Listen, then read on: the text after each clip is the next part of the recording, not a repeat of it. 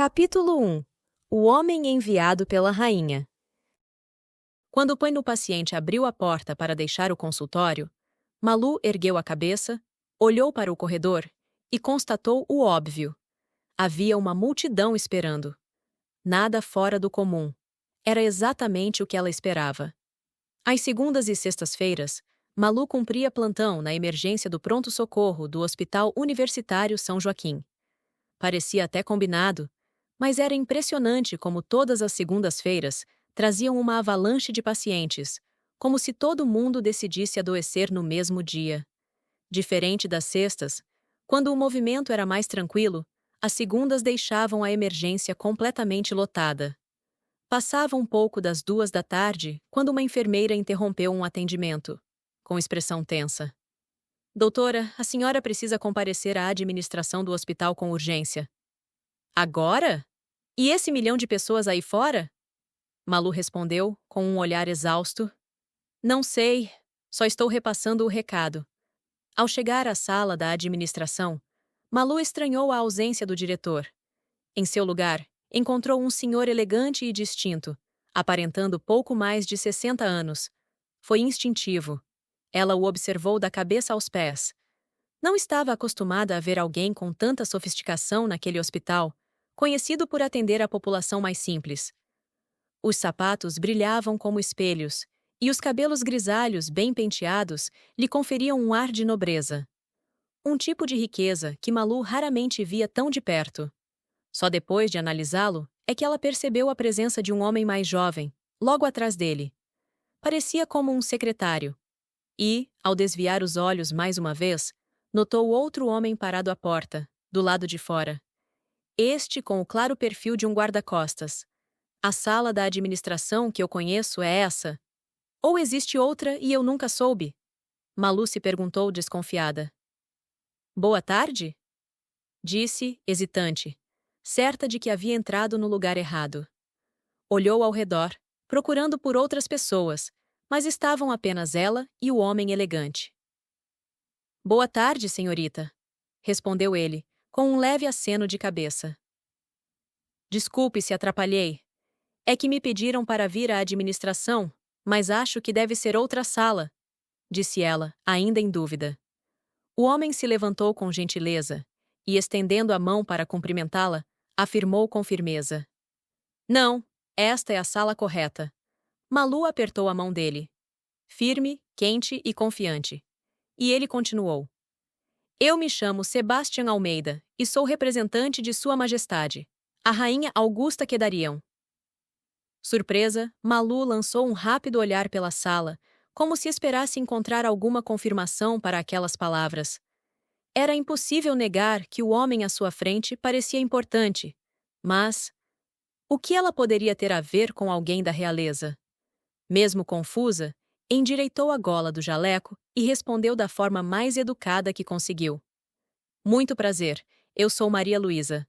Mas, sinceramente, ainda acho que estou na sala errada." "Não, Maria Luísa, eu sei exatamente quem você é. E posso garantir, você está na sala certa." Ela o fitou com desconfiança, mas decidiu não insistir. Em silêncio, aguardou que ele prosseguisse. "Estou aqui em nome de Sua Majestade e preciso de um tempo seu para conversarmos sobre um tema de seu interesse." Malu deu um passo para trás, retirou a máscara para que ele pudesse ver seu rosto completamente. Mas o homem manteve-se impassível, sem esboçar qualquer reação. "É algo relacionado ao meu trabalho?" perguntou ela, recolocando a máscara. "Isso vai depender da sua resposta", ele disse enigmático. "Pois não, estou ouvindo." "Este não é o lugar mais adequado. Se a senhorita puder me acompanhar, temos um carro à disposição." Ela colocou as mãos nos bolsos do jaleco e pensou por alguns segundos antes de responder. "Bem, se o senhor puder me dizer do que se trata exatamente, eu posso acompanhá-lo. O problema é que ainda faltam algumas horas para o fim do meu plantão. Para eu abandonar meu posto assim, de forma tão abrupta, deixando a emergência desfalcada, o senhor precisaria me dar um bom motivo.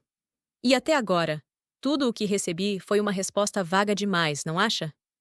"Compreendo perfeitamente." Mas posso garantir que é um assunto de seu total interesse, disse ele com calma. No entanto, só posso entrar em detalhes em um ambiente mais reservado. Aqui, podemos ser interrompidos a qualquer momento. Era tudo muito estranho.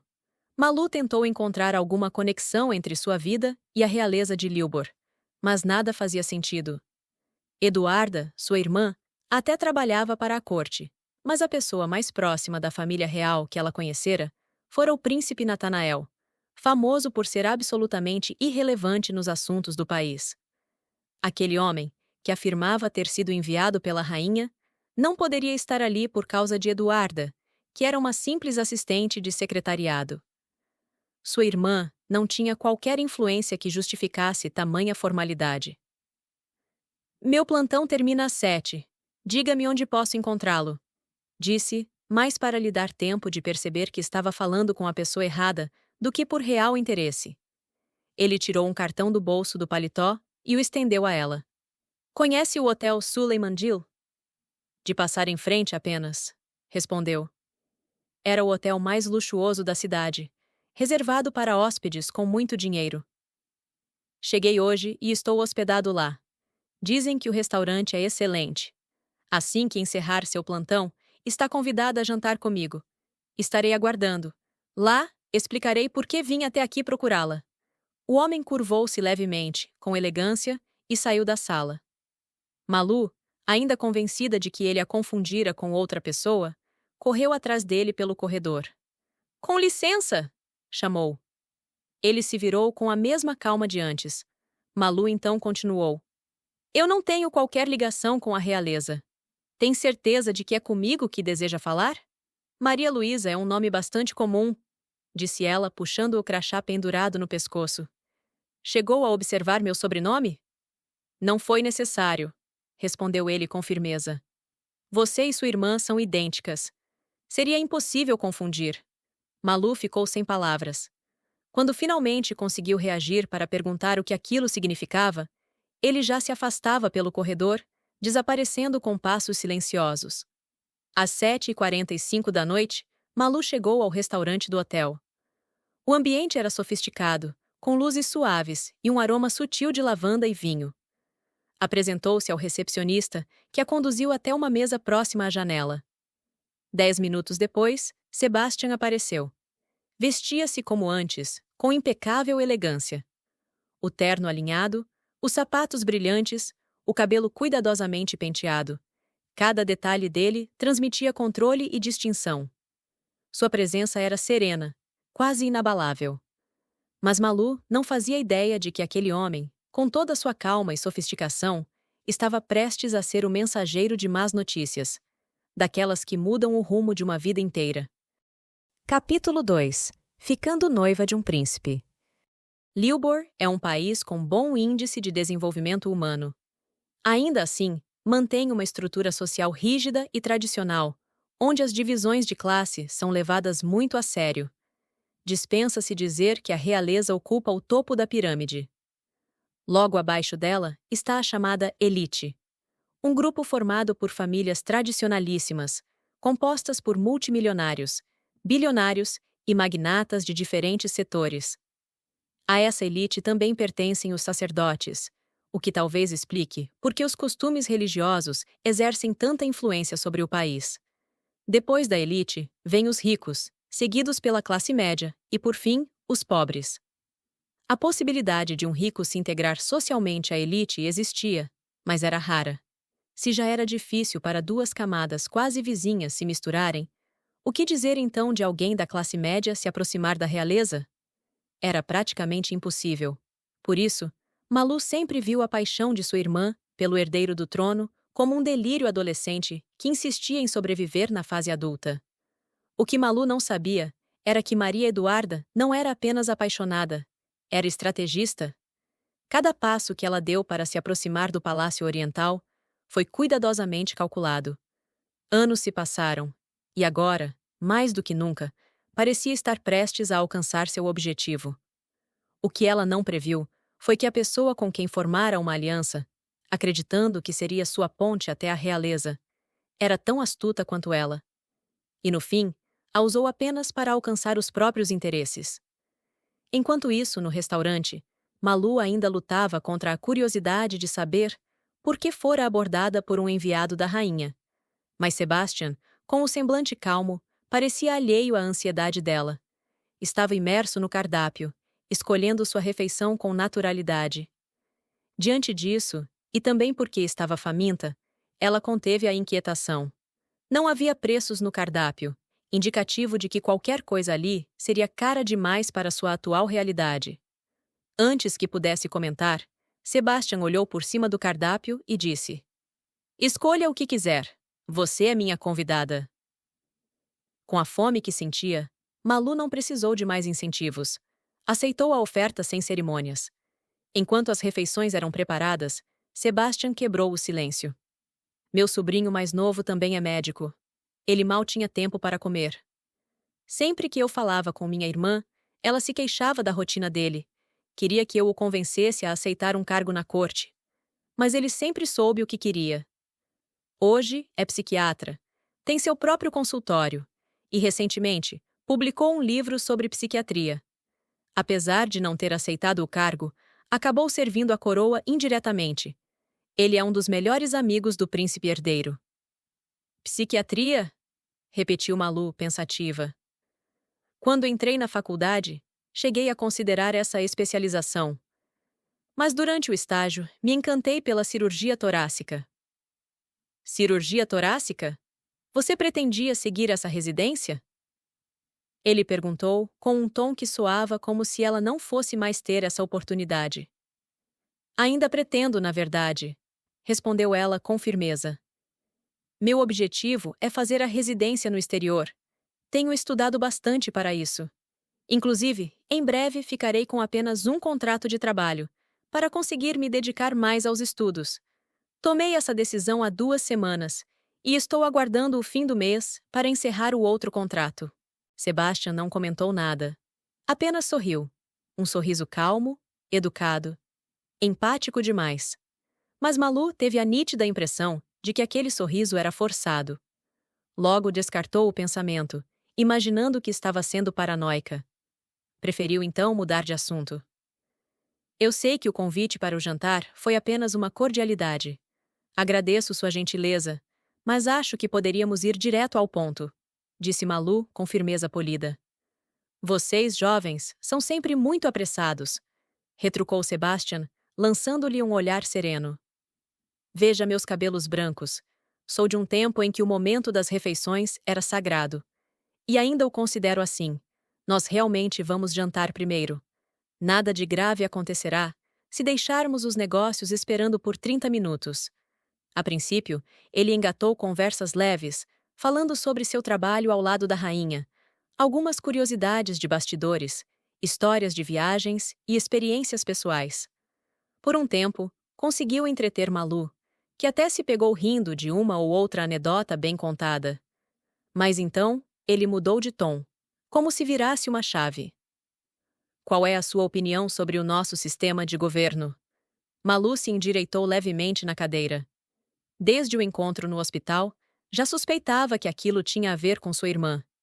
A menção indireta a Maria Eduarda mais cedo deixara claro que Sebastian a conhecia, ou pelo menos sabia quem ela era. Será que esse interrogatório é porque ela está prestes a entrar no Palácio Oriental? Estão investigando nossa família? Pensou. Se for isso, eles levam as coisas bem mais a sério do que eu imaginava. Mesmo desejando que a irmã se afastasse da corte, Malu sabia que não podia colocar Maria Eduarda em maus lençóis. Teria que medir as palavras com cuidado. "Bem, me permite pensar um pouco?" Sebastian sorriu, paciente. "Por favor, não estou aqui para saber se você é a favor da República ou não. É só uma curiosidade. Jovens costumam ser críticos, e acho isso saudável. Um pouco de inconformismo faz bem a qualquer nação." "É que eu não sou muito ligada em política," explicou ela. "Mas o que percebo é que toda forma de governo tem seus prós e contras. Se aqui fosse uma república e o governo desse errado, nós só poderíamos culpar a nós mesmos. Afinal, fomos nós que elegemos aquela pessoa. Já na monarquia, quando o desemprego aumenta, a pobreza cresce, o PIB despenca e a violência se espalha. Bem, todos correm para culpar a rainha. Ele acenou com a cabeça e com um leve sorriso concordou. A rainha, por sua vez, parece se preocupar com os cofres públicos justamente porque sabe que deixará tudo para seu descendente. Não pode simplesmente quebrar o país e sair de cena. Para quem diz não entender de política, você se saiu muito bem. Ainda assim, acho melhor mudarmos de assunto, disse ela sorrindo. Logo depois, a refeição foi servida. Por um tempo, conversaram apenas sobre assuntos triviais, entre um prato e outro. Mas, quase ao final do jantar, Sebastian, enfim, trouxe à tona o verdadeiro motivo de sua visita. Começou falando sobre as 3 formas de noivado existentes em Lilboa, aprofundando-se especialmente na mais antiga e complexa delas, o Acordo de Mudra. O Acordo de Mudra era a forma original de noivado em Lilboa, explicou ele, com um tom que misturava solenidade e nostalgia. Eu me lembro de ter feito um trabalho enorme sobre isso, na disciplina de ensino das tradições. Acho que foi no 8º ou 9º ano, disse Malu, tentando buscar nas memórias da adolescência. Até uns 100 anos atrás, ainda havia famílias que o praticavam. Por sorte, foi abolido. Abolido para os cidadãos comuns, mas, para a realeza e para a elite, ele ainda permanece em vigor. Ah, é verdade. Eu havia esquecido disso. Acho que não fiz o trabalho tão bem quanto pensei, disse ela rindo. Mas 2 detalhes mais estranhos. Desses eu me lembro muito bem. Sebastian curvou os lábios num sorriso vago, que novamente pareceu forçado. Mais uma vez, Malu teve a estranha sensação de que aquele homem escondia algo sob cada expressão controlada. Então ele prosseguiu. Isso é uma espécie de tributo aos anciãos, do qual eles não abrem mão. É como se quisessem esfregar na cara da realeza e da elite que o dinheiro deles não compra a paz do nosso país. A festa do Solstício da Paz, realizada a cada 10 anos, é um dos eventos religiosos mais importantes de Lilboa. Nela, as famílias mais tradicionais do reino se reúnem para, entre outras cerimônias, escolher aquelas que servirão como tributo a Mudra. 2 famílias são sorteadas, e um noivado entre seus filhos é imediatamente estabelecido pelos pais, de acordo com a tradição. Esse noivado é sagrado e irrevogável. Ainda que levem anos até o casamento se concretizar, o casal deve manter fidelidade plena. Caso o pacto seja rompido, todos os envolvidos sofrem as consequências. A pena é a mesma desde que o acordo foi instituído. Exílio de 30 anos, servindo ao Templo de Mudra, localizado numa ilha isolada ao sul do país. No último solstício da paz, a família do falecido príncipe herdeiro foi uma das sorteadas, continuou Sebastian. Isso não parece ser algo tão difícil de aceitar, considerando que muitos casamentos reais já são arranjados de qualquer forma, comentou Malu, franzindo levemente a testa. Exceto o do príncipe herdeiro, que parece um tanto relutante. É verdade. Mas a família escolhida para entregar uma noiva não agradava à rainha. Por isso, Sua Majestade não permitiu que o herdeiro fosse atado ao Acordo de Mudra. Coube, então, ao príncipe Natanael representar a família no compromisso. Foi tudo o que Malu conseguiu dizer. Aos seus olhos, casamentos arranjados eram absurdos. Mas aquilo nada tinha a ver com ela. Ou assim pensava. Então preferiu não comentar mais nada. Imagino que isso tudo lhe soe estranho, disse Sebastian, observando-a com atenção. É uma tradição ultrapassada, mas respeito nossos costumes, mesmo não sendo uma pessoa muito religiosa no momento. Ainda assim, isso é problema da realeza. Ou melhor, do segundo príncipe. Não é algo com o qual uma cidadã comum como eu precise se preocupar. É exatamente aí que quero chegar, disse ele, pausando entre as palavras. Como assim? Perguntou Malu, franzindo a testa confusa. Sebastian repousou os talheres no prato, limpou os lábios com o guardanapo e, com a mesma serenidade com que vinha conduzindo toda a conversa até ali, declarou. Sua irmã interferiu diretamente no acordo de Mudra da família, que dariam ao se tornar amante do segundo príncipe. Malu arregalou os olhos, em completo choque. Ela sabia que não apenas o noivo que rompesse o acordo seria punido, mas qualquer pessoa envolvida na quebra também sofreria sanções. Ainda assim, aquilo parecia surreal. Eduarda podia ser impulsiva às vezes, mas jamais imaginaria que ela se meteria em algo assim. Ela sempre demonstrara afeição por Benjamin, o príncipe herdeiro. Tentando se recompor, Malu tomou um gole d'água, limpou os cantos da boca com o guardanapo e voltou a pegar os talheres. Começou a rir, balançando a cabeça enquanto cortava um pedaço da torta. Se você me dissesse que foi com o príncipe herdeiro, até acreditaria. Minha irmã é apaixonada por ele desde sempre. Sempre que mencionava o irmão mais novo, era apenas para compará-lo ao herdeiro. Olhe bem para mim, minha jovem, disse Sebastian com firmeza, inclinando-se levemente à frente.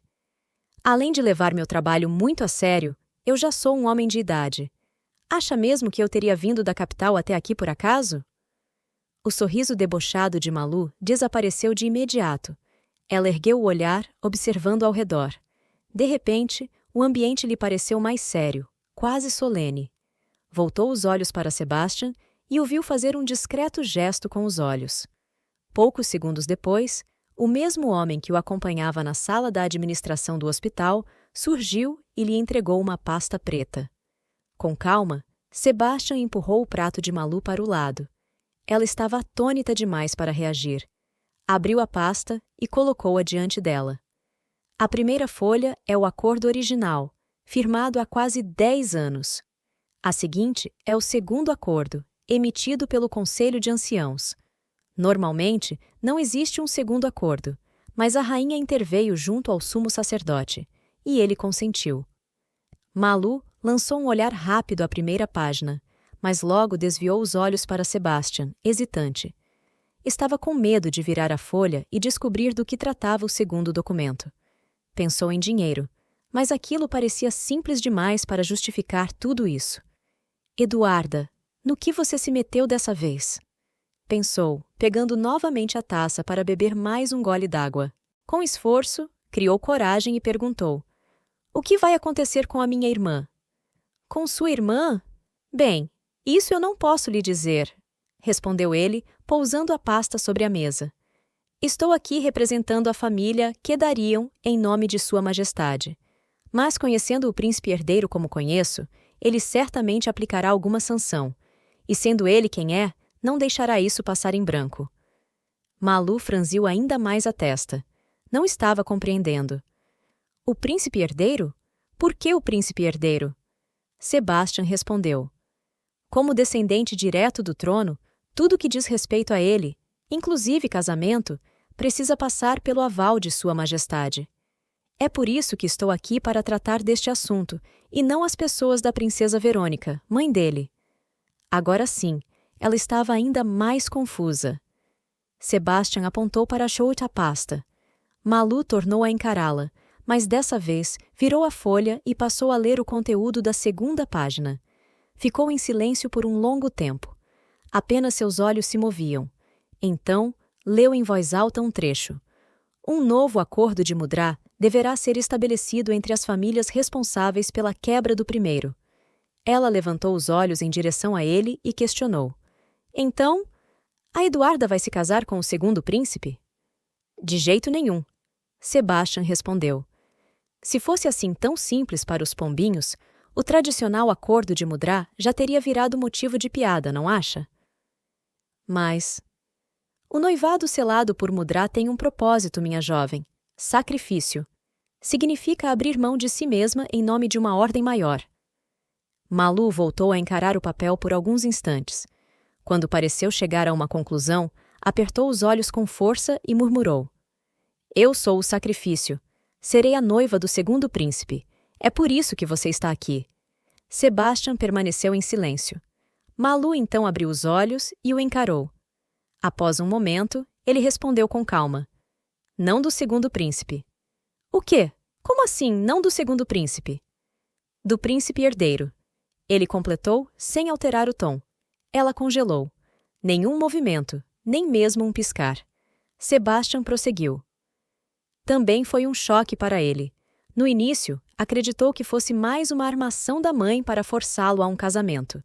Mas, ao descobrir que a noiva era filha adotiva de uma família comum, filha biológica de uma mulher solteira, ele entendeu o quão sério era esse acordo.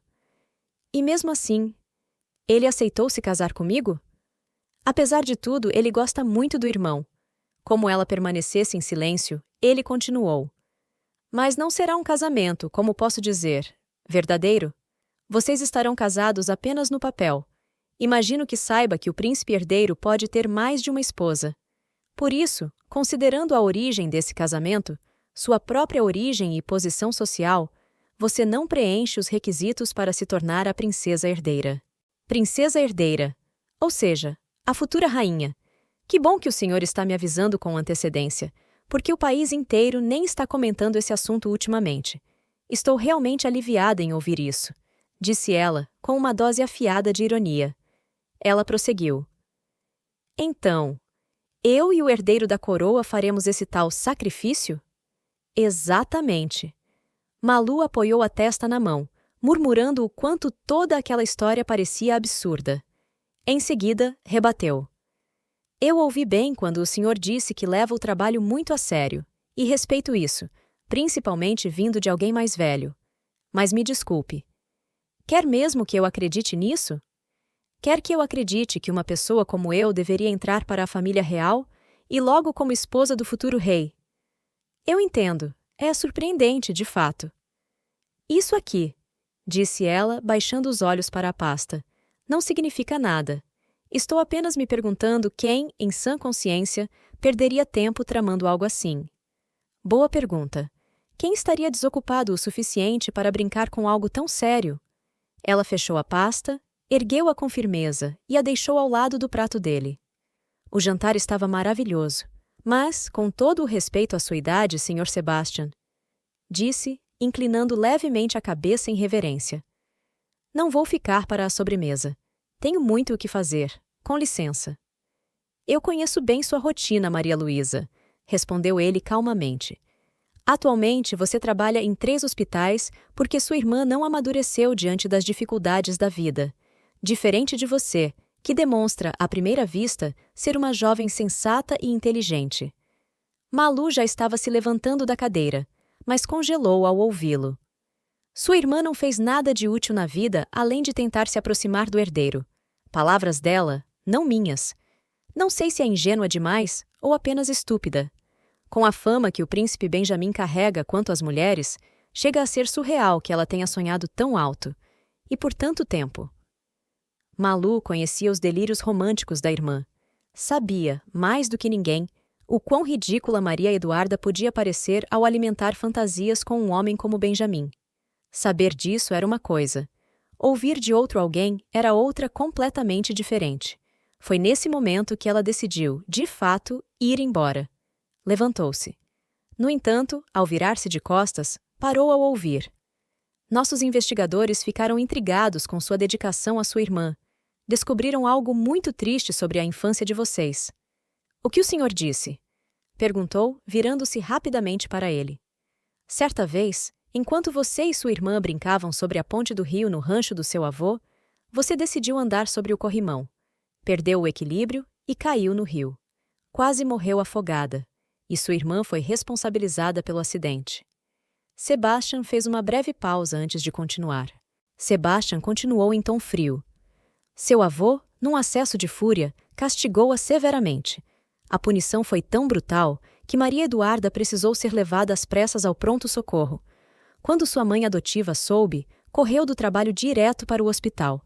Mas, no caminho, perdeu o controle do carro e sofreu um acidente fatal antes mesmo de receber socorro. O avô, arrasado pela tragédia, assumiu a culpa pelo espancamento da neta. Foi detido e sequer pôde enterrar a filha. Após o julgamento, passou 6 meses preso em regime fechado. Aquela lembrança lhe atravessou como uma lâmina. Depois daquele dia, a família adotiva de Malu se desfez. O pai, afundado em culpa e tristeza, entrou em depressão e nunca mais conseguiu reunir as filhas. Maria Eduarda ficou sob tutela do Estado por alguns dias, enquanto Malu ficou com o avô. Mais tarde, quando Maria Eduarda foi entregue novamente ao avô, ele, que sempre teve rejeição por ela, a enviou para Sotero, para viver com a tia biológica das gêmeas. Foi nesse momento que elas se separaram. Como o senhor sabe disso? Malu perguntou assustada. Ele respondeu: o que está nos registros policiais, médicos e escolares foi fácil de descobrir. Agora, saber que você sempre carregou a culpa pelo que aconteceu à sua irmã? Isso foi mais complexo. Requer olhos atentos e investigadores talentosos, mesmo com o pouco tempo que tiveram. Malu ficou sem palavras, abalada. Você passou anos tentando se redimir, dando o seu melhor por ela. Então, lhe digo com toda clareza: se deseja continuar sendo generosa com sua irmã, fique. Converse comigo sobre o acordo nupcial do seu casamento com Sua Alteza Real. Caso contrário, quando sua irmã for enviada ao exílio, não haverá maneira de aliviar sua culpa. Você não poderá ajudá-la, nem com dinheiro, nem com mensagens. E, para ser sincero, não será mais necessário. Malu hesitou, mas retornou ao seu lugar. Não disse uma palavra pelos 15 minutos seguintes, enquanto Sebastian lhe explicava os termos do novo acordo de Mudra, o contrato nupcial e os preparativos para o casamento, marcado para acontecer dentro de 3 dias. O casamento entre ela e o príncipe herdeiro de Lilbor.